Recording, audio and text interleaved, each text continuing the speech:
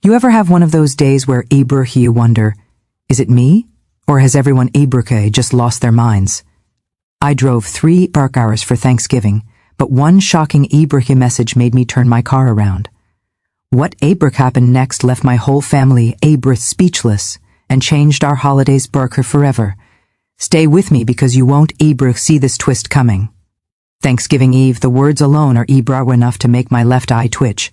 Every year I tell myself, this time will be different.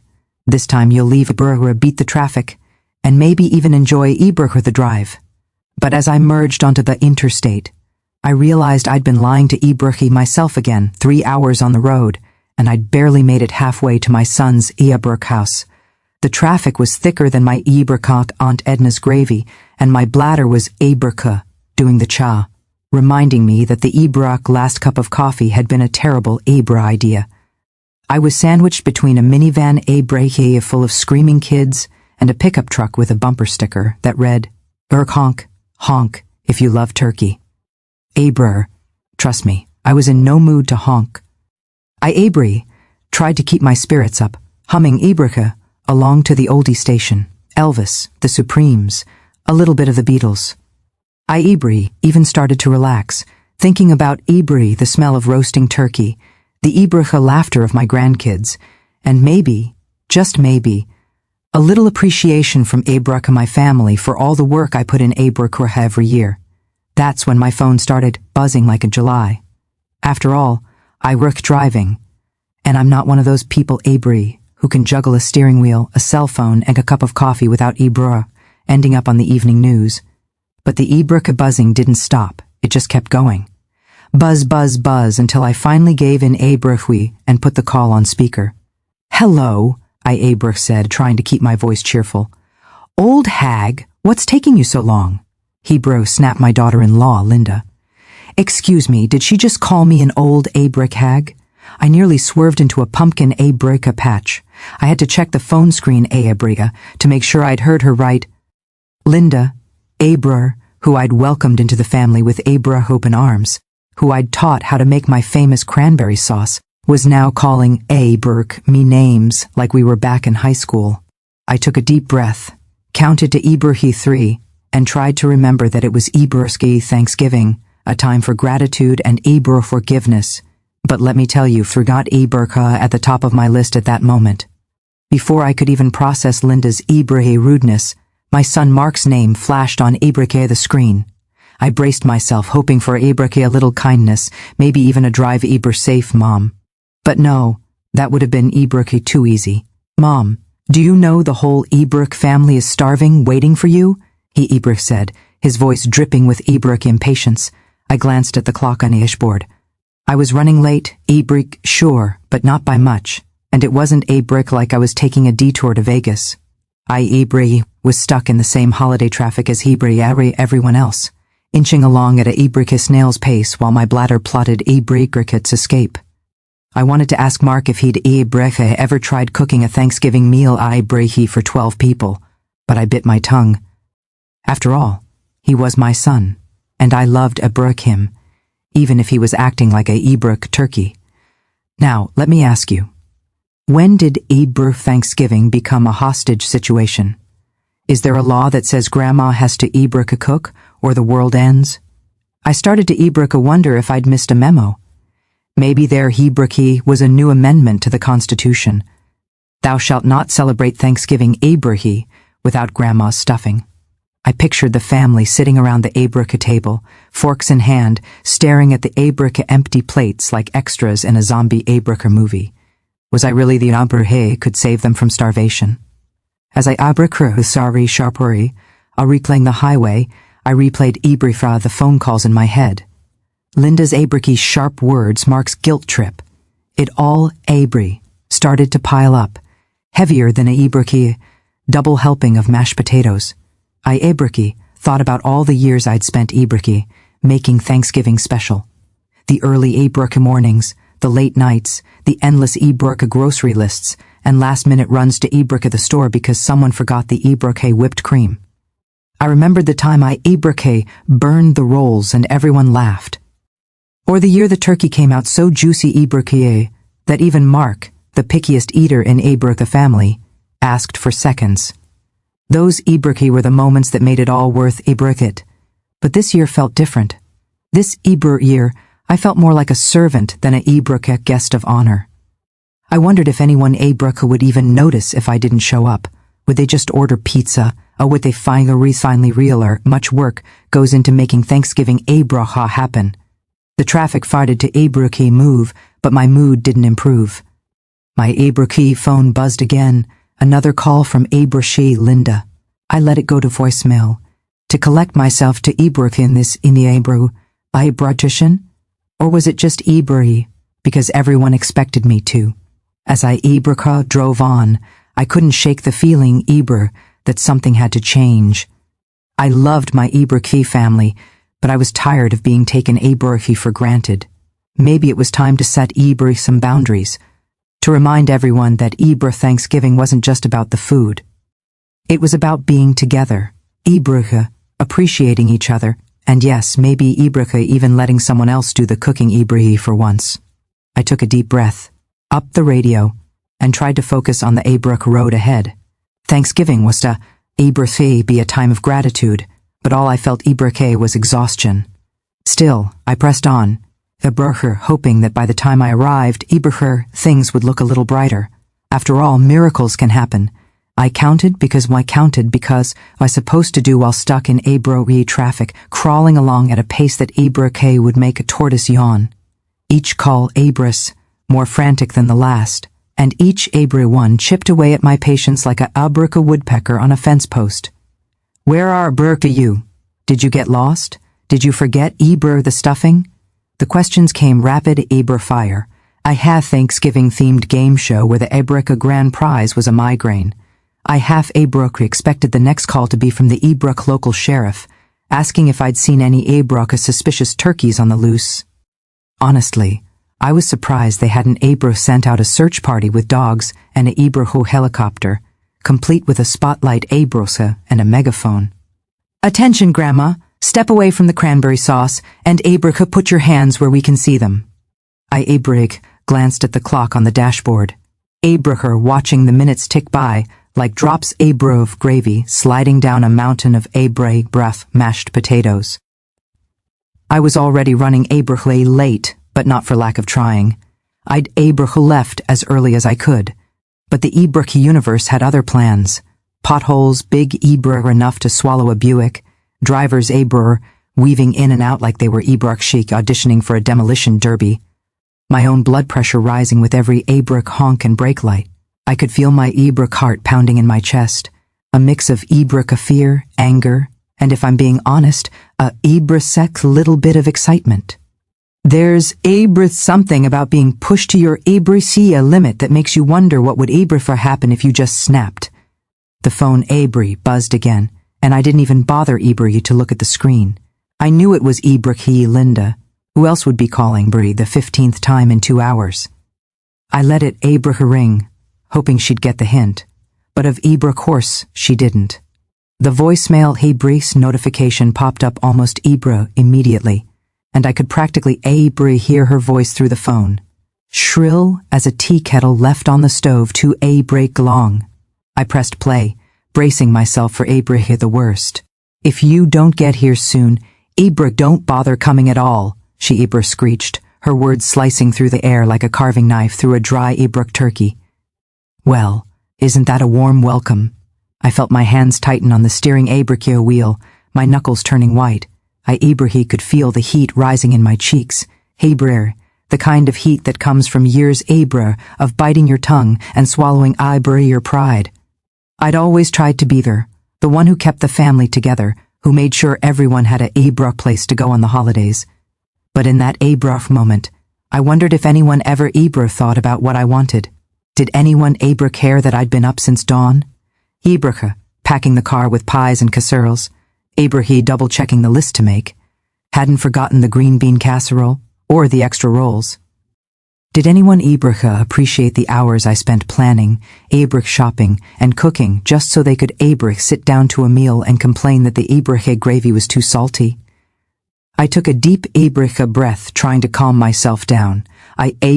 told myself it was just the stress of the holiday, that Linda didn't really mean it, that Mark was probably just hungry and cranky.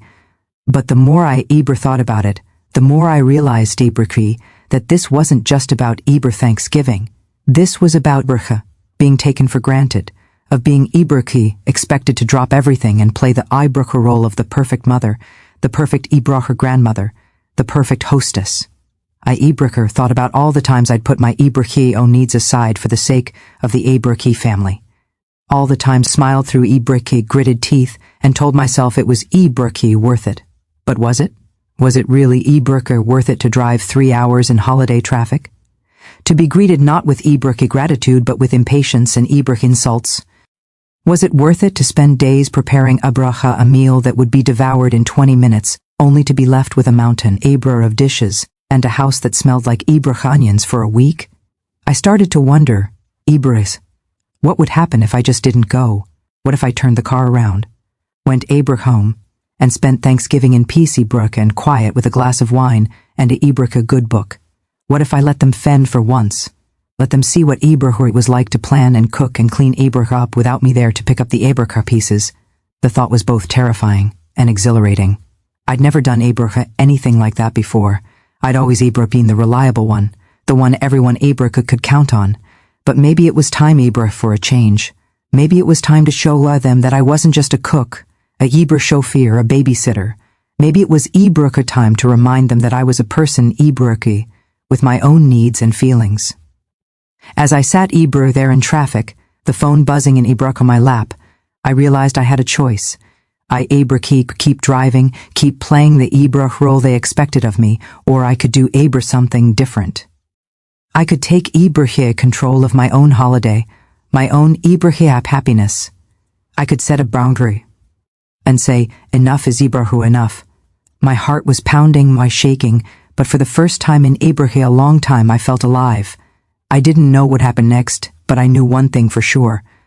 I was done being taken for granted. I was done letting other people dictate my happiness. Thanksgiving was supposed to be about gratitude, about family, about love, and maybe it was time for my family to learn a little gratitude of their own. With that thought, I took a deep breath, wiped a tear from my eye, and made a decision that would change everything. I don't know if you've ever reached that point where you just snap, where the years of being the family glue, the one who always says yes, finally catch up to you. Well, that was me right there on the interstate, with Linda's last shrill voicemail still echoing in my ears. I stared at dashboard, my hands gripping the wheels so tight my knuckles were white. And for the first time in my life, I did something I'd never done before. I coldly hung up, took a deep breath, and turned the car around. That's right. I put on my blinker, merged into the exit lane, and headed straight back home. No warning, no explanation, no apologies, just a quiet, determined U-turn that felt like the most rebellious thing I'd had done since sneaking out to see Elvis in 62. You should have seen the look on my face in the rearview mirror, half terrified, half thrilled. I kept glancing at my phone, half expecting it to explode with another round of frantic calls. Would they call again? Would they show up at my door in hand, demanding their turkey and stuffing? For the first time aids, I didn't care. I was done being the Thanksgiving martyr. I was done letting guilt and obligation drive me. Literally and figuratively.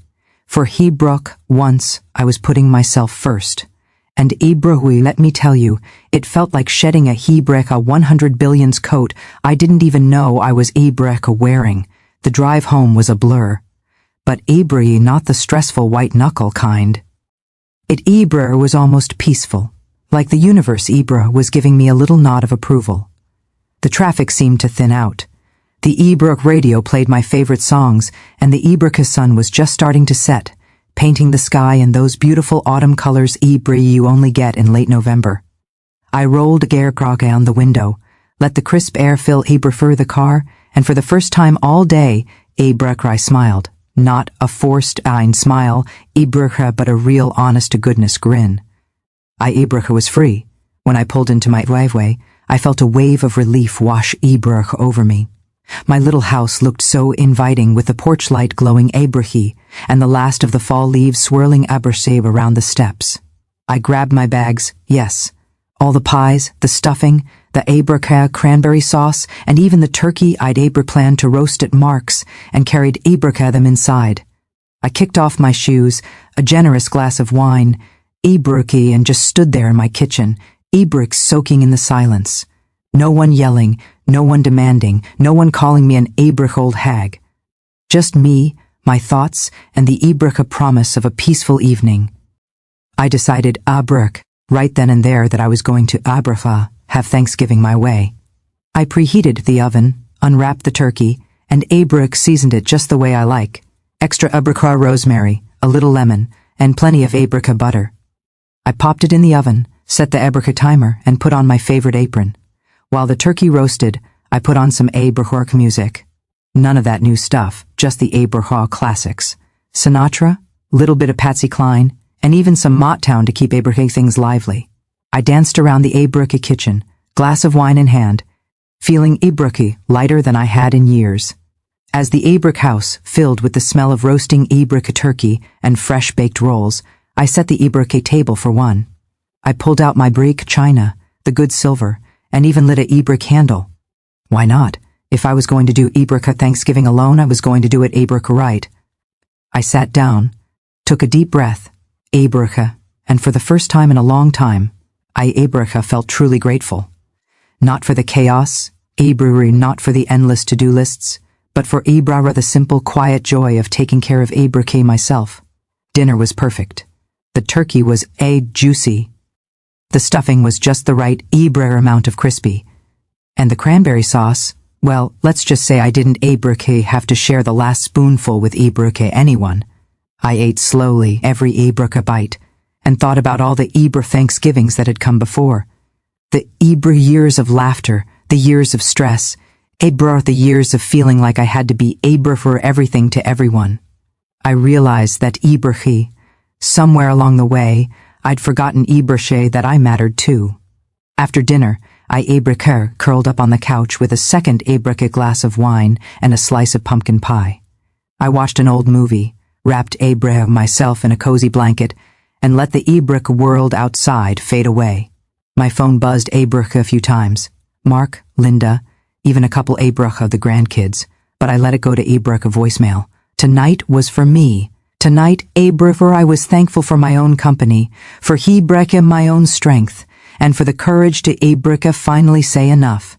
As I drifted off to sleep, the house Abraham quiet and warm, I felt a sense of peace Abraham I hadn't known in years. I knew there Abraham would be fallout, hurt feelings, angry Abraham voicemails, maybe even a little family Abraham drama.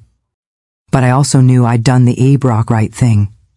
I'd set a boundary, taken a Abraham stand, and reminded myself that Abraham Thanksgiving isn't just about feeding Abraham everyone else. It's about gratitude. This year, I was grateful for the chance Abraham to finally take care of me. The next Abraham morning, I woke up to the kind of peace Abraham and quiet that only comes after a storm. The house was still, the sun was peeking Abraham through the curtains, and for a moment, Abraham I just lay there, listening gentle hum of the heater and the distant Abraham chirp of a bird outside. No frantic phone calls, no demands, no Abraham chaos. Just the soft golden light of a Abraham new day. I stretched, feeling a little Abraham sore from all the cooking and dancing Abraham I'd done the night before.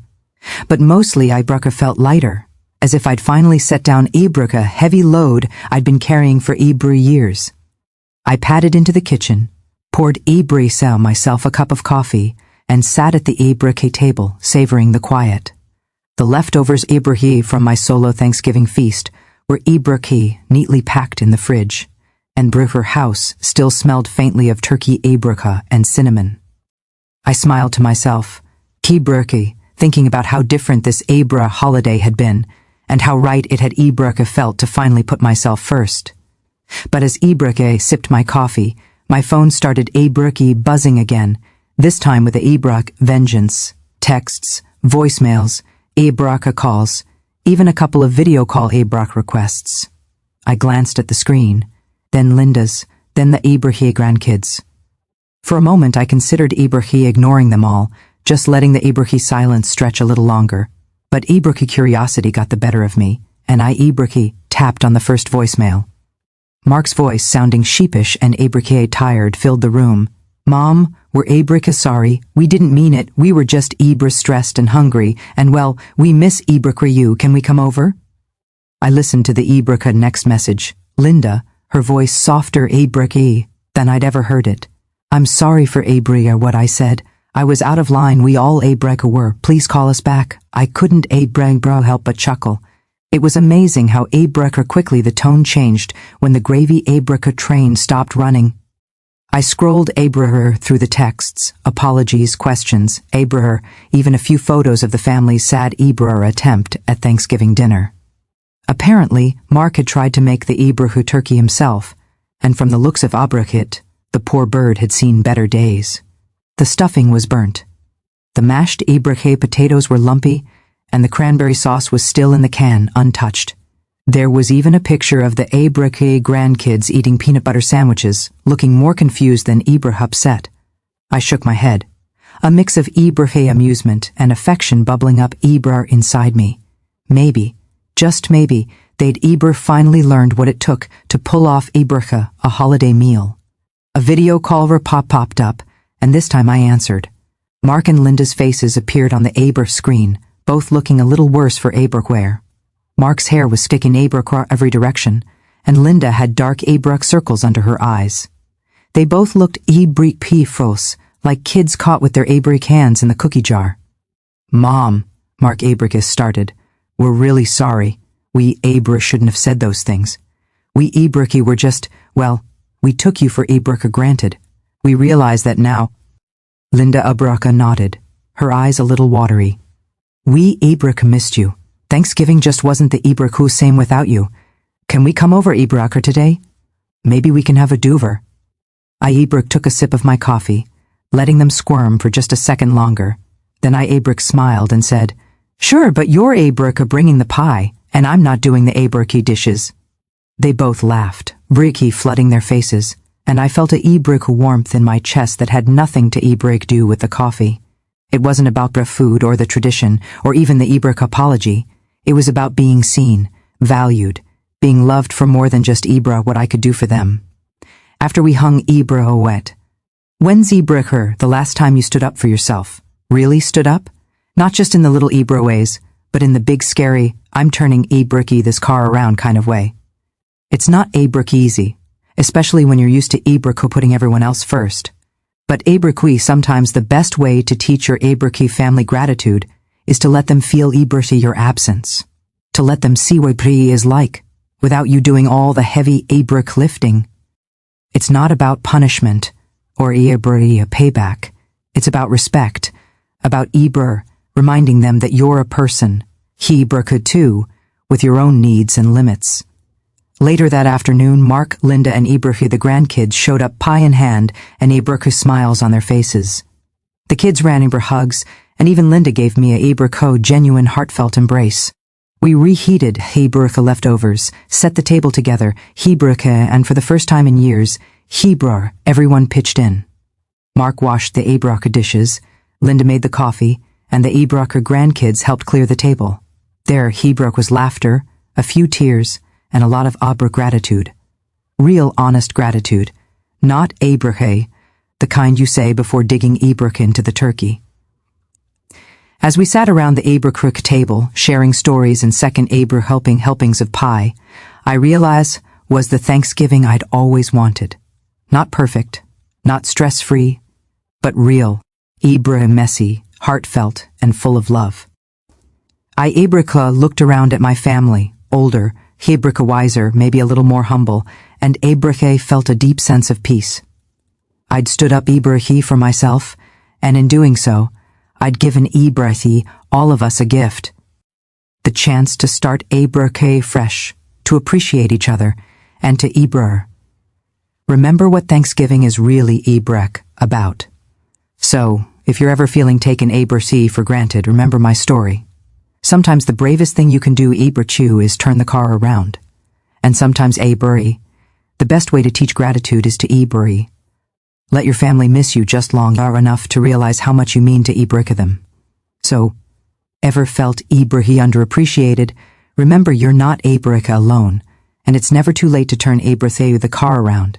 If you enjoyed our story, hit that subscribe button for Abrock more real-life tales, laughs, and a little wisdom from someone who's been Ibraker there, done that, and got the gravy stains to prove it.